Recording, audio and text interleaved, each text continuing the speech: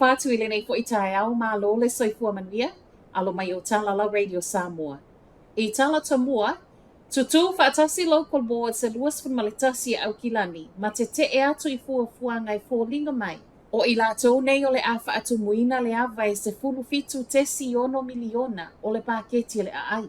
Tusi le nei e ripoti o le aso se fulu o le masina le nei na tu ina atu wai ma o lo o wha autu wina. E le aise feso o ta ingo le fairer funding ale pule ngā nua au kilani po le polo kalame le nei o wha amatu umai mo le wha asoa ino tupe. Wha a nganga mo local boards uma le aai. O lo matua I te ena le tusi le tau tu ua I le pule ngā nuu. E ta tau I local boards o na tuto ngia le avo le paketi e le ngato le tausanga le nei. A o le anga I luma. O lo au tasi uma fina ngalo e ta tau I le pule ngā nuu uma councillors. O na toe tangata ngai e isi a wala e tali e le whaafita auri le nei e peo le CEO rates. A I se tali mai ale pule nuu le ai tele Wayne Brown e tu sama report le One News. E ta tau I local boards o na whaasoa le lei ma o tangata umalawa foi lea e tau whailangona le whaingata o nei ona mai tau. Ave e leo le tina a o le tamai le whale mai o na o manu anga tu ngā.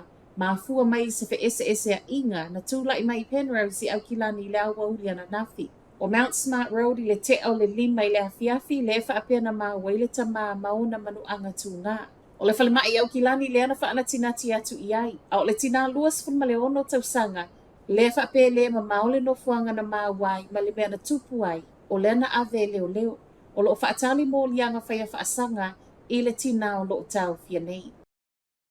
Wasau I whaamaunga le alu I lunga o le whainu mera o soli ngā tū la fono, nei e whaia I no fuanga whaite le tau I whamalanga I ngai so o se vaengo le tunu.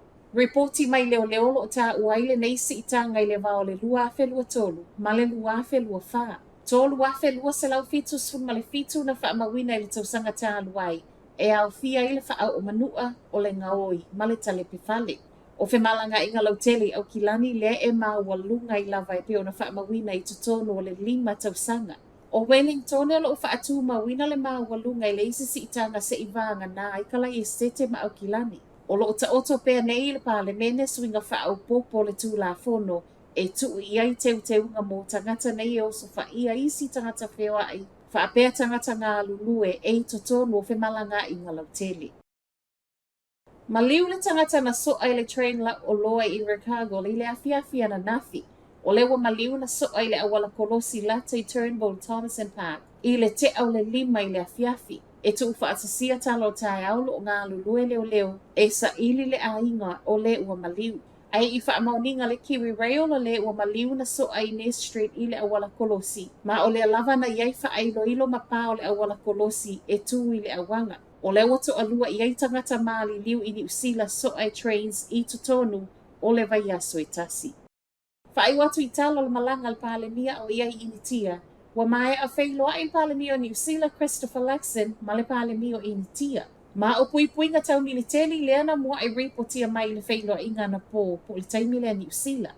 I saunoanga al palemia o initia na Ranger Modi o le anga lulue whaatasia tunu e lua I tūtau wa onga. Whemalanga inga whaapele te e atu I whainga whaaterorisi. O lea fo ina o tala noanga I tūtau ta alonga. Whaapea whaatoanga o fuala au aina. Ma moli mawaile ministau vau matua ma whaatawa inga New Zealand Top McClay o le kiwi fruit le e mua benefiti le nei maalienga. Ai ele I o tala noanga ta ita I o malo e lua I vaenga ese nei. O lea na mua I whaailo mai ele ministai a Top McClay ana nafi wa a matatala noanga. I le maalienga le nei o lo o na I malo se New Zealand. Ia sa o loto fe whaatawa inga I le vau atunu e lua. O lo tutoe ai aso e lua le au malanga New Zealand o lo iai nei initia. Ai ele I toe taliu mai. O tala nalo Radio Samoa, manuia le nei aso.